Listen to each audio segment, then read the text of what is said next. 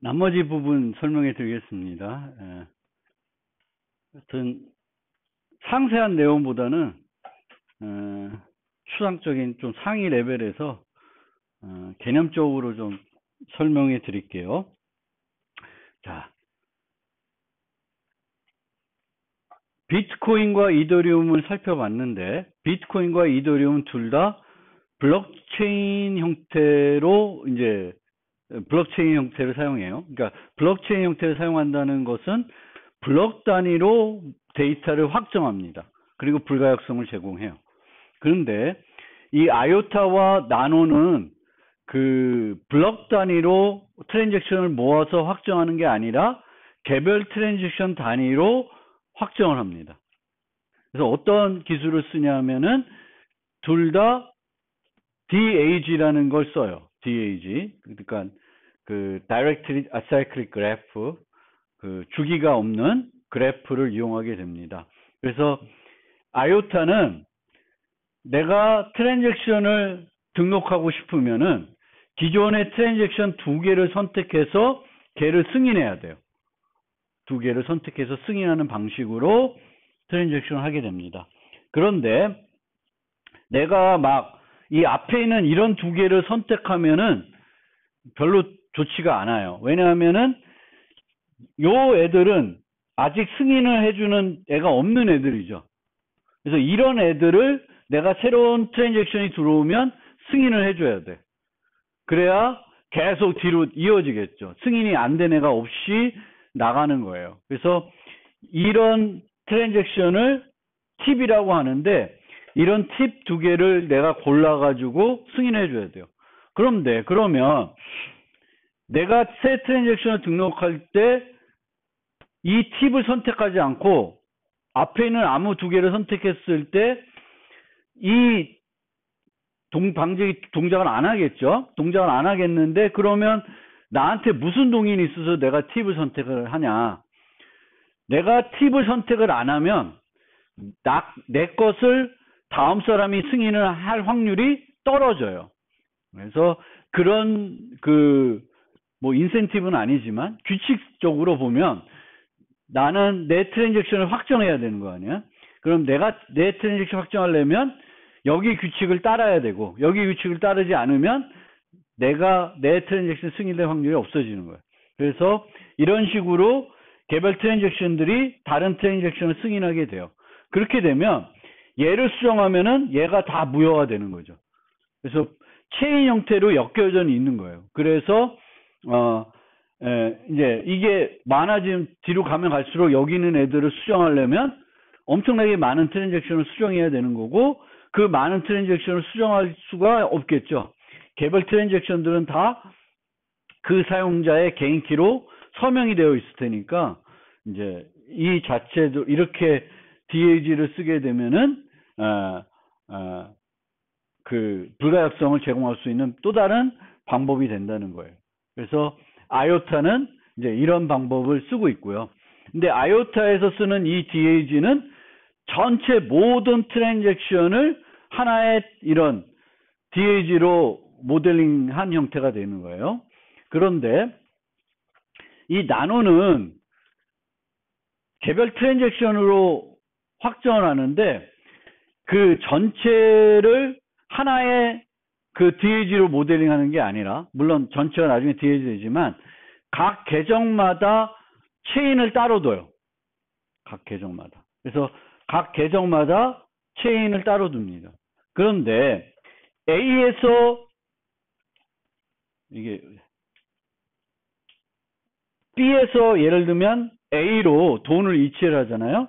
그러면 이런 식으로 체인이 연결이 되는 거예요. 왜냐하면 여기에 입금이 돼야 되는 거고, 여기서 빠져나가야 되겠죠. 샌드. 그래서 이런 식으로 이루어지게 되겠고, 이렇게 되면 개별 사용자 단위의 어떤 체인을 쓰고 있기 때문에 이제 한 거래를 우리가 진행할 때 참여하는 체인은 더 많을 수도 있겠지만 대부분 이제 두 개예요. 두 개. 그래서 두 개로 이런 식으로 하게 되겠고, 이렇게 또 앞서 설명 안 했지만 그 아요타와 얘도 마찬가지지만 개별 트랜잭션으로 처리하게 되면은 이제 뭔가 트랜잭션을 모아서 확정하고 이런 작업 증명하고 이런 게 아니기 때문에 처리 속도는 훨씬 빠릅니다. 더 많은 트랜잭션들을 처리할 수 있습니다. 그래서 처리 속도 측면에서 훨씬 이득이 되는 방식이에요. 그래서 이런 방식도 있는 거예요. 그러니까 블록체인이 나온다고 해서 그러면 저런 방법밖에는 없을까라고 생각했을 때 이제 또 다른 방법도 있는 거죠. 그래서 지금 현재는 대부분 이제 비트코인에 쓰는 블록체인 방식, 블록 단위 확정하고, 근데 블록 단위 확정할 때 작업 증명을 쓸 수도 있고 지분 증명 쓸 수 있고 또 다른 증명을 쓸 수도 있고요. 아예 블록체인 자체를 이용하는 게 아니라 이런 식으로 DAG로 모델링 해가지고 얘도 어차피 체인으로 엮여는 있고 밑으로 있을수록 걔를 수정하게 되면 위에가 다 무효화되기 때문에 그런 형태로 불가역성을 제공하는 형태가 됩니다. 그리고 얘네들은 이제 이 사용하는 방법에 따라서는 여기서 최종 금액들을 여기에 유지하게 되면은 이 밑에는 버려도 돼요, 나중에. 그러니까 블록체인은 이제 그 UTXO가 가장 나쁜 점 중에 하나는 에이징 기능이 없는 거예요. 계속 쌓이기만 하는 거죠. 그런 것도 이제 일부 해소를 할 수가 있습니다. 그리고 이제 좀 설명드릴 내용이 이제 분산 합의할 때 이제 비트코인에 썼던 게 이제 작업 증명인데 실제로 정말 불가역성을 나름대로 완벽하게 제공하고 싶으면은 이제 작업 증명을 해야 된다고는 해요. 근데 비슷한 효과를 작업 증명하지 않고도 할 수 있다. 그리고 그게 좀 더 빠르게 또 전기 소모도 안 해서 환경 파괴도 안 되고 그런 이점들이 있는 게 바로 지분 증명이고 지분 증명 말고 공간 증명을 사용하기도 합니다. 근데 공간 증명은 뭐 이렇게 뭐 특별한 건 아니고 우선 지분 증명부터 좀 설명드리면은 검증자를 정하고요. 검증자를 그 검증자가 블럭을 확정하는 거예요. 블럭을 어떻게 확정하냐? 본인이 서명하는 거예요. 우리가 최초 설명드릴 때 총장이 서명하는 중앙 집중 방식을 설명했었죠. 여기서는 검증자가 그 총장 역할을 하는 거예요. 그리고 체인으로 엮여 있으니까 그게 이제 깊어지면은 여전히 또 불가역성을 제공하는 형태가 되겠습니다.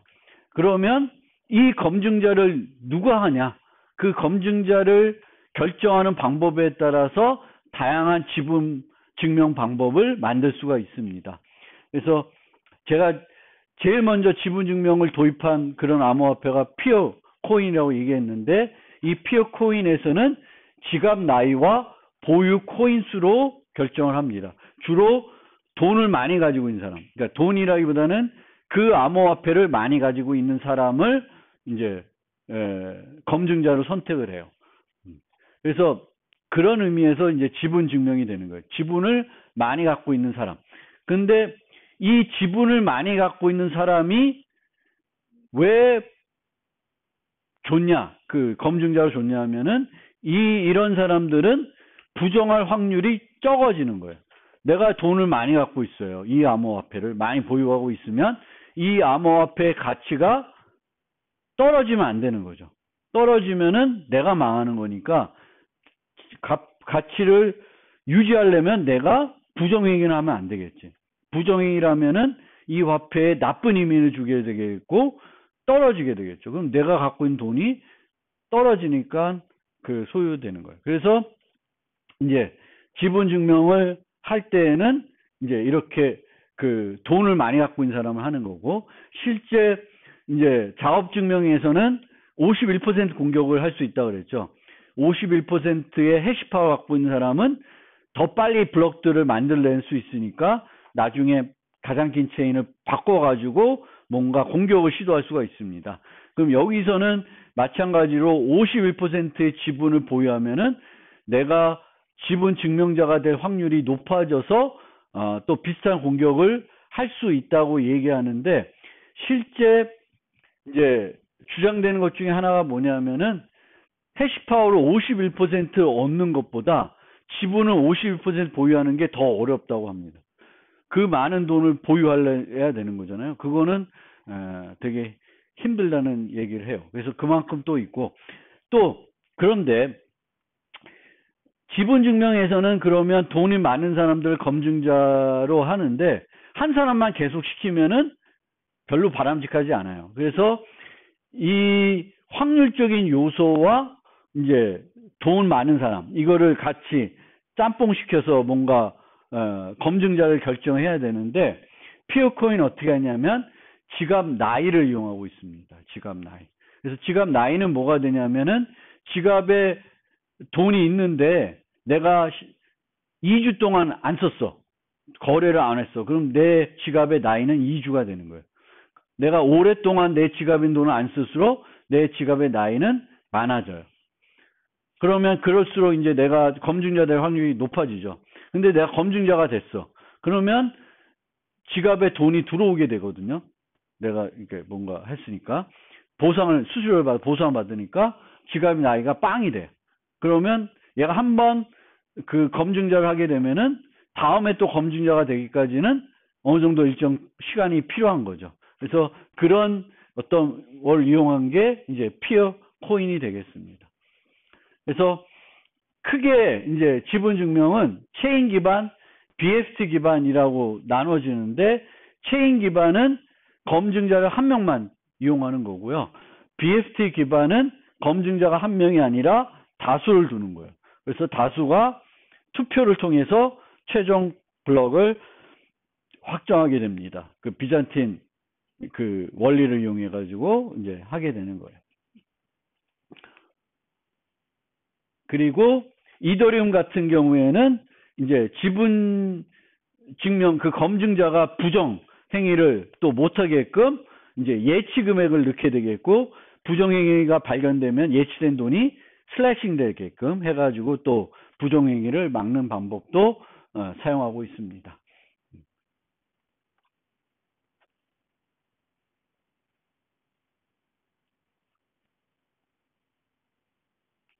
그 정도로 설명드리고요. 그 다음에 알고랜드는 소개해드리는 이유는 지분 증명을 할 때 이제 랜덤한 요소를 넣어야 되는데, 그 랜덤한 요소를 아까처럼 뭐 지갑 나이 이런 걸로 할 수도 있지만, 이제 알고랜드에서는 뭘 이용하게 되냐면은 서명, 그 이전 블럭에 대한 서명값을 계산해요. 각 검증자들이. 그러면 각 검증자들이 이 서명값은 누구만 계산할 수가 있어요? 각 사용자들만 계산할 수 있죠.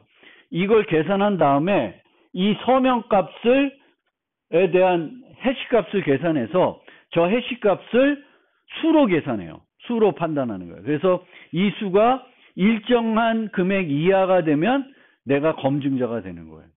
그러니까 각 사용자들은 내가 검증자가 될지 안 될지는 스스로 판단할 수가 있고요. 다른 사용자들은 누가 검증자가 될지 사전에 알 수가 없어요. 사전에 누가 검증자가 될지 알면은 여러 가지 또 공모 공격도 이런 것들이 또 가능하거든요. 그런데 이런 식으로 뭔가 각 검증자가 스스로 계산해가지고 스스로 어떤 부정적인 방법이 아니라 누가 검증자가 될지 판단할 수가 있고, 나중에 이 사람이 실제 검증자가 맞는지, 이번 라운드에 검증자가 맞는지 확인할 수 있는 그런 방법을 이제 제안한 게 알고랜드입니다. 그래서 알고랜드는 그런 측면에서 의미가 있습니다. 검증자를 효과적으로 결정하는 어떤 알고리즘을 개발했다. 지분 증명에서 구체적인 내용은 이제 알면 되겠고, 또 이제 공간 증명이라고 하는 게 있는데, 이 공간 증명은 제가 그 영상으로 녹화를 한 그 POR 쪽에 있는 내용과 맞물려 있는 내용이에요. 그래서 아웃소싱 할 때 내가 데이터를 그 클라우드에 올렸으면은 내 데이터가 변조됐나 안 됐나를 확인하고 싶을 수 있고, 그때 사용되는 서비스가 POR 서비스예요. 그래서 내가 이러이런 값들을 유지하고 있다는 걸 증명하는 거고, 그 증명이 공간 증명이 되겠습니다. 그래서 여기서는 어떻게 하냐면은 내가 검증자가 되고 싶거나 채굴자가 되고 싶으면은 내 하드디스크에 일정한 거를 버려야 돼요. 거기다가 이 암호화폐에서 지정된 어떤 특정한 랜덤한 값들을 내 하드디스크에 저장을 해야 되겠고, 항상 그게 저장되어 있다는 것을 증명을 해야 됩니다. 그래서 이게 이제 공간 증명이 되는데, 뭐 특별한 건 아니고 전자 서명 대신에 공간 증명한다고 이해하시면 돼요. 별로 특별한 건 없고요. 공간 증명을 한다고 해서 뭔가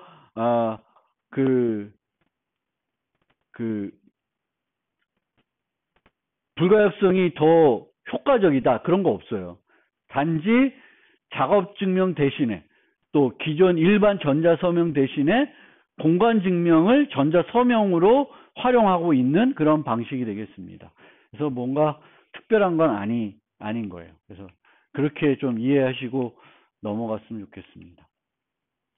그 다음에 마지막으로 하나 더 소개할 거는 헤더라는 게 있는데, 그 앞에 막 그림에서 소개했을 때, 만약에 이제 블록체인이 좀 발전해가지고 블록체인으로 마켓을 만들고 싶다, 옥션 같은 걸 만들고 싶다, 그러면 순서에 대한 보장이 필요해요. 지금은 순서에 대한 보장을 안 해주죠. 왜냐하면 일반 블록체인에서는 블록에 뭘 집어넣을지는 채굴자가 마음대로 결정하고, 들어온 순서도 그게 아니라 지가 그냥 골라서 수수료가 많은 걸 넣을 수도 있거든요. 그래서 이제 헤더라는 이 순서를 보장해 줄 수 있는 그런 방법을 제안하고 있습니다. 그래서 그런 내용이에요. 그래서 뭔가 이제 그 트랜잭션들의 이것도 이렇게 간단한 건 아닌 거죠. 왜냐하면 전체 네트워크에 있는 노드들이 순서에 대한 합의를 해야 되는 거예요. 그러니까 순서에 대한 합의를 할 수 있는 어떤 방법을 제안한 게 헤더라는 암호화폐다. 이제 이런 것들을 이해하시면 되겠습니다. 그래서 그런 식으로 이제 기술들이 발전하고 있습니다. 그 다음에 이제 블록체인과 관련된 나머지 얘기들을 설명드리면은, 이제 블록체인은 크게 공개형과 폐쇄형으로 나눠질 수가 있고, 우리가 소위 말하는 암호화폐들은 다 공개형이에요. 누구든지 참여할 수 있고, 누구든지 원하면 채굴자가 될 수가 있고 그렇습니다. 또 블록체인에 있는 데이터는 누구든지 다 볼 수 있고, 그러면 이게 공개형이 되는 거예요. 근데 불가역성이 필요하는 어떤 응용인데 회사에서 내부적으로만 쓰고 싶고, 그 데이터들은 다른 외부 사람들은 볼 필요가 없어. 그러면 폐쇄형 블록체인을 만들어서 자체 내에서 쓸 수 있는 거죠. 그래서 그런 것들을 우리가 폐쇄형 블록체인이라고 합니다. 그리고 이 폐쇄형 블록체인들을 개발하기 위해서 많은 회사들이 이렇게 모여가지고 공동 개발을 했고요. 그거를 우리가 이제 어디 갔어? 어디 갔어?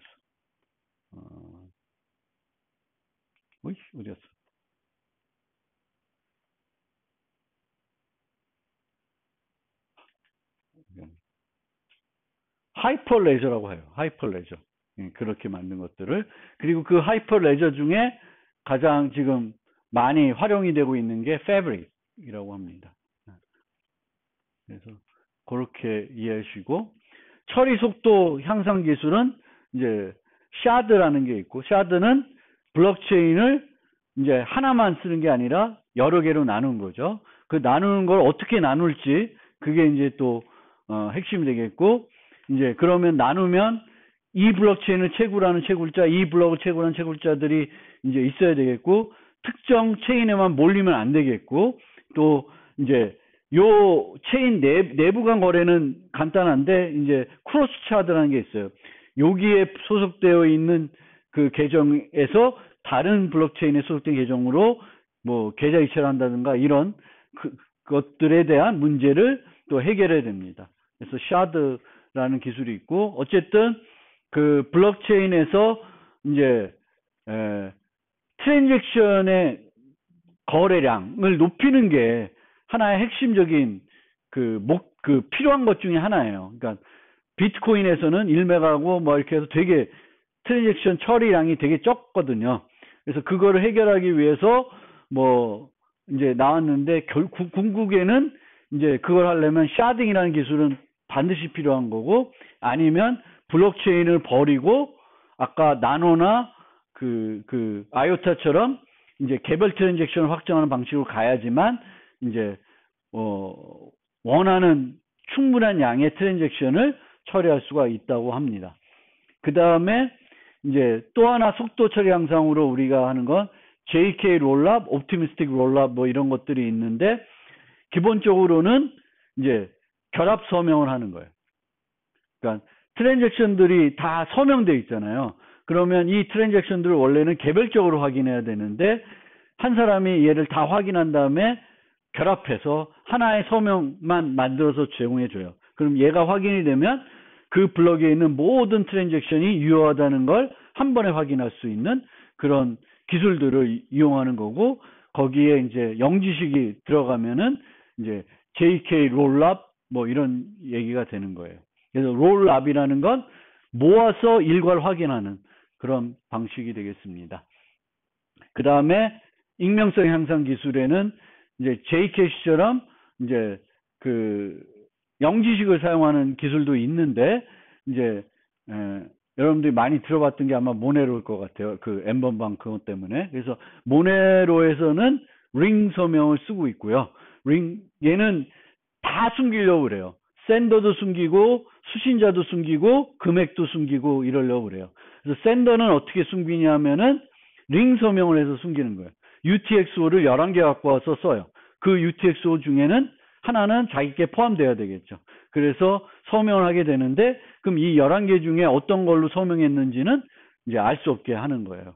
알 수 없게 하는 거고, 그리고 그렇게 했을 때 이제 문제는 이중 사용할 수 있는 확률이 있었는데, 이중 사용을 못하게 하는 장치를 추가해 놓고 있고요. 그 다음에 이제 수신자 주소는 스텔스 주소라는 걸 개발해서 쓰고 있는데, 이 주소는 이제 그 목적 대상의 개인 공개키를 이용해서 주소를 만들게 되겠고, 이 주소가 자기 주소인지 확인할 수 있는 건 그 대상만 확인할 수가 있어요. 다른 사람들은 이 주소가 누구 건지는 몰라요. 뭐 그렇게 되겠고, 이제 금액도 뭐 여러 가지 영지식 써서 숨기고 있습니다. 그래서 모네로에서는 다 모르게 하려고 하고 있고, 이제 그렇게 하니까 이제 범죄 같은데 이제 많이 쓰이는 거죠. 익명성을 높이면 높일수록 악용될 소지가 있는 거예요. 그래서 항상 익명성하고는 조건부 프라이버시가 같이 맞물려 가야 돼요. 아니면 완벽 익명성을 제공하면은 좋은 데 쓰이는 게 아니라 오히려 나쁜 데 쓰이는 그런 문제점들이 있고요. JCAC는 그냥 그 영지식 기술만 쓰고 있고, 그 다음에 대시라는 또 코인이 있습니다. 얘는 처음에 이름이 다크 코인인가 그래요. 근데 얘는 뭘 하고 있냐면 돈을 섞어요. 그러니까 블록체인을 보면 한 주소가 어떤 거래했는지 쫙 나오잖아요. 그거를 끊어주기 위해서 섞는 거예요. 예를 들면 원래 이렇게 거래됐으면 얘가 얘한테 준 거죠. 이 정도 확실하죠. 근데 두 개의 트랜잭션을 결합해요. 그러면 얘가 얘한테 준 건지 얘가 얘한테 준 건지 모르는 거예요. 그래서 막 섞는 거를 해주는 거예요. 그래서 이게 믹스한다는 건데, 믹스를 하게 되면은 이제 송신자와 수신자가 바로 매칭이 안 되니까 이제 거래들을 이제 추적하기가 더 어려워지는 거죠. 그래서 이게 이제 믹스 기술이에요. 다 이런 거 근데 뭐 하는데 다 나쁜 쪽으로 쓰이니까. 근데 하여튼 아이디어는 뭐 이거 어려운 아이디어는 아니고요. 근데 여기서도 실제 믹스할 때 이제 이렇게 이제 트랜잭션을 모아서 할 수도 있지만, 트랜잭션을 모으지 않고 순순히 그 섞는 목적으로 섞을 수도 있어요. 근데 섞을 때는 어떻게 해야 되냐면 그 액면가를 다 일치시켜야 돼. 거래를. 그래서 우선은 내 돈을 일정한 금액으로 나눈 다음에 그 금액들을 믹서한테 보내요. 그러면 믹서들이 똑같은 금액들을 여러 사용자한테 받아서 다시 나눠서 줘요. 그러면 이제 세탁되는 거지. 그렇죠? 그게 이제 익명성이고요.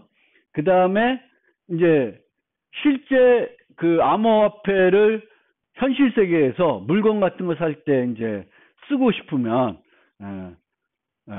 그 그 화폐 가치가 일정해야 돼요. 이게 변동성이 크면 손에 아깝고 막 이런 게 있어서 이제 쓰기가 어려운 거고, 그래서 이제 개발된 게 스테이블 코인입니다. 그래서 스테이블 코인은 이제 버청화폐 담보형, 암호자산 담보형, 무담보형 이렇게 개발됐는데, 테라가 그 사고친예요.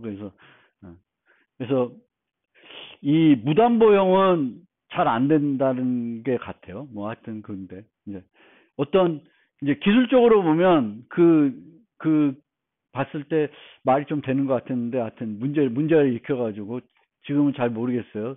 추가적인 연구는 안 해봤는데, 하여튼 이제 보통은 원래도 돈이 담보형이었죠. 그렇죠?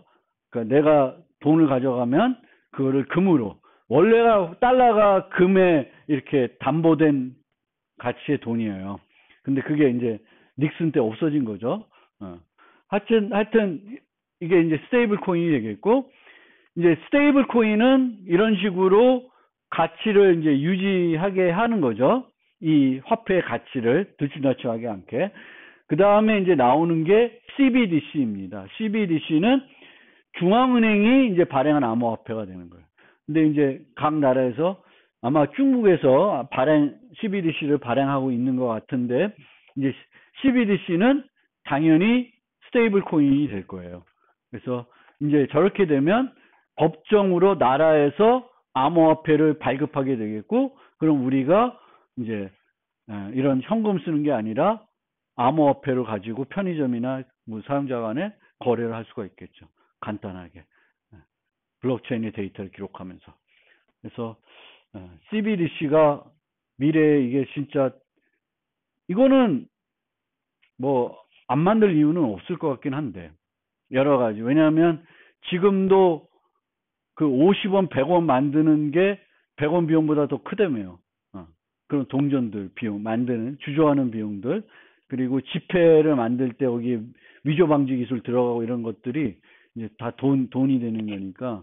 그래서 실제 화폐를 발행 않고 전자적으로 우리가 유통할 수 있으면 또 그만큼 뭐 이득은 있으니까, 이제 이 나라 같은 데서는 이 CBDC를 많이 생각하고 있습니다. CBDC는 당연히 스테이블 코인이 돼야 되는 거고요. 그 다음에 이제 NFT는 디지털 자산의 소유권을 이제 블록체인에 저장하는 거예요. 누가 소유한다. 그래서 토큰 형태로 저장하게 되는데, 이 토큰이 원래는 암호화폐죠. 근데 이제 다른 암호화폐들은 똑같은 토큰이면 가치가 동일하죠. 근데 여기는 동일하지가 않아요. 이 물건을 소유한 NFT하고 저 물건을 소유한 NFT의 가치는 천차만별인 거죠. 그래서 NFT는 이제 디지털 상품 자체가 블록체인에 저장되는 게 아니라 디지털 상품의 소유권이 누군지를 저장하는 거고, 이렇게 저장하게 되면은 이제 거래를 용이하게 할 수 있고, 또 부분적인 그 소유권이 또 되는 거예요. 내가 요 그림에 요 귀퉁이 요만큼만 소유할 수도 있는 거예요. 그리고 이제 이렇게 되면은 이거를 만든 사람, 이건 뭐지? 창작자한테도 이제 이윤을 주기가 뭐 좋아진다, 뭐 이런 얘기도 있어요. 그래서 NFT는 이제 그런 겁니다. 근데 저게 진짜 저런 가치가 있는지 모르겠어요. 요즘은 그 NFT의 가 너무 뻥튀기 되어 있는 느낌은, 뭐 제가 경제적인 거 잘 몰라서 그렇지만 말도 안 되는 것 같은 그런 금액에 팔리고 있어요. 이 디지털 가치들이. 그렇습니다. 그리고 이제 이런 것들이 가져올 변화들은 이제 중재자가 없어질 거다, 이런 얘기를 많이 해요. 암호화폐가 활성화되면 중재자가. 근데 과연 중재자가 없는 게 편한 건지는 저는 아니라고 봐요. 그러니까 부동산 거래를 하는데, 부동산 거래를 중개자 없이 하면은 뭘 절약할 수 있어요? 중개 수수료를 절약할 수 있죠. 근데 나 혼자 그러니까 내 집을 부동산 그거를 이용하지 않고 판매하는 건 되게 어렵죠. 내 스스로 다 해야 되잖아. 다 이거 뭐 해야 되니까 그게 만만하지 않죠. 그렇죠? 근데 이제 그런 중개자가 있는 그런 현실에서 서비스들을 많이 이제 없애고 그러니까 부동산과 관련된 이 화폐들이 많이 만들어지고 있는데 과연 부동산 실제 암호화폐로 거래할 건가? 내가 사진 다 찍어서 올리고 내가 다 모든 걸 다 해야 되는 거 아니야. 차라리 맡기고 말지. 그 시간에 내 일을 하지. 그렇죠? 그리고 이제 이런 중개자가 없어질 거다라는 게 있고, 그 다음에 이거는 맞는 것 같아요. 프로슈머에 대한 보상 방식. 그러니까 예전에 이게 잘 안 됐는데 사람들을 서비스를 쓰게끔 아니면 어떤 특정한 행동을 하게끔 유도하는 데는 이제 이 방식이 효과적인 거죠. 왜냐하면 보상을 해줄 수 있으니까 너 이거 해. 그럼 내가 이거 해주는 거예요. 그래서 스토어제이는 내가 여분의 공간을 클라우드에 제공해주면 돈을 줘요. 스티밋은 내가 이제 페이스북 뭐 이런 블로그 같은 건데 내가 글을 올리면 좋아요가 많이 눌러지면 내가 또 돈을 받는 거, 뭐 그런 겁니다. 그리고 뭐 이런 음식점 동영상 촬영에 공유하면은 코인을 주고 좋아요 많이는 또 많이 받고 뭐 이런 거예요. 그래서 이런 서비스들이 이제 예전에는 프로슈머를 보상하는 게 간단하지가 않았는데 지금은 간편하게 자동화되는 거죠. 스마트 계약을 통해서 자동적으로 보상을 해줄 수가 있습니다. 그리고 블록체인을 이제 암호화폐가 아닌 다른 데 활용하는 그런 사례들을 보면 현재 일반 은행에서도 이제 옛날 DB처럼 DB를 쓰는 게 아니라 블록체인에 거래들을 저장할까 그런 것도 고민하고 있는 것 같고요. 에스토니아는 이제 나라가 세워진 지가 얼마 안 돼서 되게 그 전자정부가 잘 구축되어 있는데 여기는 모든 정부 문서를 블록체인에 저장하고 있어요. 그래서 속일 수가 없는 거지. 우리나라 정부는 공개를 안 하면 모르죠. 또 나중에 그걸 수정하면은 또 알 수가 없는 거죠. 근데 이렇게 시스템을 만들어 놓으면은 나중에 어떤 비밀 문서가 공개될 시점에 보면은 그 데이터가 그 저장될 당시 데이터라는 걸 확실히 알 수가 있죠. 그래서 에스토니아 이런 거 쓰고 있고 블록체인을 이용해서 선거 시스템을 만들려고 하고 있고요. 이건 잘 모르겠고 이제 자동차 주행 기록을 BMW에서 저장해가지고 중고차에 활용. 요즘은 그런 거 많이 없는데 예전에는 중고차 판매할 때 미터기 많이 속였거든요. 근데 이제 이렇게 블록체인에 주행 기록들을 계속 내가 주행하자마자 받아서 기록을 해놓으면 BMW는 자기네 차는 이 차는 얼마를 주행했다라는 거를 BMW에서 보장을 해주는 거죠. 블록체인에 저장하면서. 그리고 각종 로그 정보를 이제 저장하게 되면은 원래 해킹하고 나서는 뭐래요? 해커들이 자기가 침입된 걸 숨기기 위해서 로그들을 수정하게 되는데 로그를 블록체인에 저장하면은 해커들이 수정이 안 되는 거죠. 뭐 그런 거. 그리고 이제 각종 증명서를 블록체인에 저장하는 그런 기술들도 이제 만들어지고 있습니다. 근데 이제 블록체인에 어떤 데이터를 저장하게 되면은 우리가 잘 생각을 해야 돼요. 이제 이 스티밋은 컨텐츠 자체를 블록체인에 저장하고 있어요. 근데 난 이거는 별로 좀 바람직한 건 아닌 것 같아. 왜냐하면은 잊혀질 권리도 있거든요. 내가 블로그에 뭔가 글을 썼는데 아니면 누가 나를 비방하는 글을 썼는데 평생 삭제가 안 된다.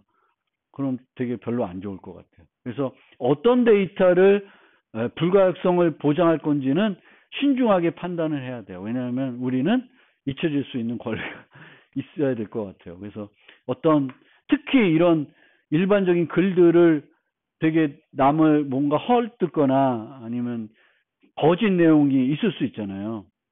그래서 그런 내용들이 영구적으로 지워지지 않는다. 그러면 끔찍할 수도 있을 것 같아요. 그래서 어떤 데이터를 불가역성 데이터에 넣을 건지는 잘 고민해서 결정을 해야 되겠고, 이 블록체인의 불가역성과 데이터베이스와 차이가 있다. 일반 데이터베이스도 블록체인과 비슷하게 만들 수 있지만 일반 데이터베이스는 그 불가역성을 제공하기가 실제 어렵습니다. 왜냐하면 이 데이터베이스의 관리자는 보통은 얼마든지 수정을 할 수가 있어요. 그래서 일반 데이터베이스하고 블록체인의 불가역성은 차이가 있다. 일반 데이터베이스도 관리자도 수정 못하게끔 만들게 되면은 이제 저것도 블록체인 역할을 할 수가 있겠지만, 현재의 그 데이터베이스에서 우리가 쓸 수 있는 기술을 생각해 보면 불가역성을 제공하기는 어렵죠. 어려워요. 그래서 그런 차이도 한번 여러분들이 생각해 보실 필요가 있습니다. 네, 여기까지가 이제